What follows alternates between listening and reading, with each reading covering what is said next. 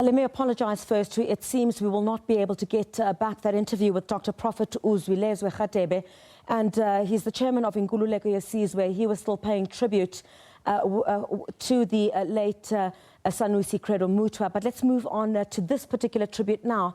Tributes are pouring in for world-renowned healer and philosopher Sanusi Credo Mutwa, who died in Kuruman in the Northern Cape this morning.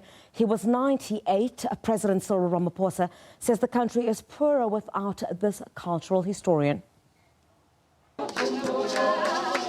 Described as Africa's greatest storyteller and healer, Credo Mutwa was a man of many facets. Not only did he predict important events, but he also healed many, an inspiration to healers and authors across the world. What South Africa and the world have lost is a great healer and a great prophet, one who was gifted immensely by our ancestors. But I am filled with joy by the fact that he leaves us at a time when the country was beginning to remember him. He has lived close to a century. That is quite a life. But also the person who left us now was a national treasure, an author, a storyteller. So we can say a library that Credo Mutwa was has just been shut. The African storyteller and prophet spent the last days in and out of hospital. At the age of 98, his health has been fragile and has been in and out of hospital in recent days. The foundation is requesting the nation to join the family in mourning and humbly request the space and time for the family to mourn. Even in his death, his words still matter. All I can say is, be merciful to your fellow kind and other kinds as well. President Cyril Ramaphosa says the country has lost a champion of preserving the African cultural heritage. Although the Sanusi has left this world forever, it is hoped his knowledge will live on to all generations. Neria Hlakutsa, SABC News, Kimberley.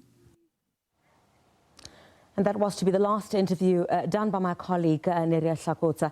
So let's unpack this a bit and talk to those who shared some time with the late Sanusi. So let's continue with that conversation. We're glad to have you back on the line, Dr. Prophet Uzwilezwe Radebe, who is the chairman of the Inkululeko Yesizwe. Very good evening to you once again, Doctor. You were telling us about the 4 years that you knew the late Sanusi, and you spoke about the connection that you had, an African spiritual connection. The line was really bad when you spoke to us.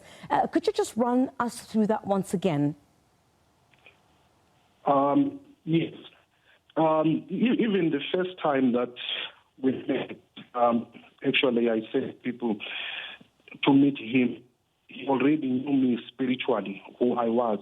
And as I said before, we got cut off, that we shared this very, very special moment. You know, spirituality is something that's very, very special.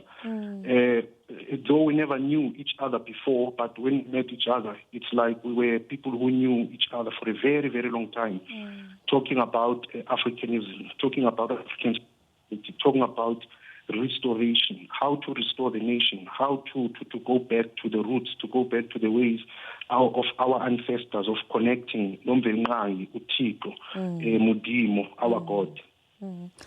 And let's talk about that, you know, this connection of African spirituality, the restoration of, Africanness and African spirituality. He was very passionate about that. Talk to us a bit about, the conversations that he would have about his wishes for that Africanness to be restored and African spirituality. Because when you talk about African spirituality, Chriselle, you also talk about all Ubuntu. You talk about the ways of our ancestors, what shaped us as Africans. And this is about restoration. That's going back to those old ways that we used to. And those are the ways that can bring back our youth. These are the things that we discussed, things that can help our government to deal with all the crises and the problems that we are facing today, speaking about the youth, speaking about immorality, and even speaking about what's happening in churches. You know that in these past years we have had many scandals and issues happening inside of churches. And if you look at African spirituality, the calling is clear. When you are called, the calling is clear. Our ancestors knew if you are a prophet, you were born a prophet. What were the signs that were there as a prophet? Unlike today, we see what's happening in the richer sector, people standing up and doing things that we don't understand. So these are the things that we're talking about, that the nation could be restored if we go back to those ways, because those ways, they're the clear path on the clear direction on how the country, Africa, should be in order for Africa to be the way it's supposed to be. And did he say to you at any point, how that can be achieved? Because it certainly sounded like he decried many aspects of the way that society is today. Yes, definitely. Of course, you can see I have a foundation. He wanted to start a foundation. He wrote books. I write books. Through media, through literacy, all those kind of things, and teachings. He wanted to start an academy to teach young children as young as they are about their roots, because it's all about knowing yourself. Once you start losing your roots, that's where everything goes wrong. If you look at Africans today, they no longer know who they are. So we spoke about roots, spoke about academy, starting an academy. I have one, in order to teach young people about Africanism, about who they are. Because once we are rooted, once we know our identity, we will never go wrong. We can go to America, you can go to Germany, you can go wherever, you can achieve great things in life. But once you are rooted and know who you are, that is the beginning of wisdom. In that last story that my colleague Neria Sakota had put together, the last time she had spoken to him, he ended off there by saying, be merciful to your fellow kind. And I certainly believe that's the way that he lived. But do you think, Dr. Prophet Radebe, that he got the respect that he deserved? Because I recall, I think it was last year, if my memory serves me well, that there'd been a huge uproar, for example, about the way that he lived and how he was not taken care of by this particular government. Once that got media attention, all of a sudden there was refurbishment that was done, and there seemed to have been some improvement. Do you think, as someone who has played such a critical role in the consciousness of African spirituality, that he got the respect that he deserved? Griselda, once you start talking more about Africanism, African roots, and so forth, I think somehow there's some kind of, you get painted with a black brush. Let me use it that way. You are seen as backwards. You are seen as someone who does not want Africa or South Africa to move forward. And we see that kind of treatment even in the whole African indigenous sector. It's almost like before 94. It's still trampled down. That man was gold. That man was very important for this nation.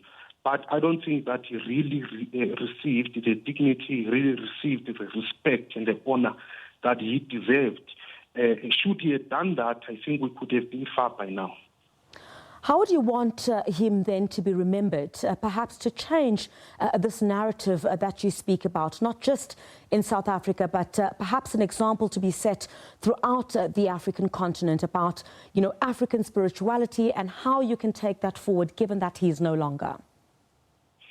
We can see that through his prophecies came true, things that he said came true. They should be remembered because a prophet is a guide. Some people don't misunderstand what a prophet is. A prophet is sent to guide a nation, and every nation has those that they are sent to guide. He was a guider. He must be remembered through his prophecies. He must be remembered by his literacy, his books that he wrote. He must be remembered by his teachings. You spoke about passion. Anyone who met Sanusi Credo Mutwa, if you sat with him, he would be speaking the same thing, warning the nation about things that are going to happen. He should be remembered. Books are there. He should be remembered about all his warnings and teaching that he taught this nation. We should go back to our roots because that's where the secret is and that's where life is. We really do appreciate your time this evening. Thank you very much, Dr. Prophet Uzulezwe Radebe, who is the chairman of the Inkululeko Yesizwe, paying tribute there to the late Sanusi Credo Mutwa, who died this morning at the age of 98. All right, let's recap tonight's top stories. The security cluster ministers reveal plans to enforce the lockdown starting at midnight tomorrow evening. South Africans preparing for lockdown as the coronavirus infection rate climbs to 709, with Free State still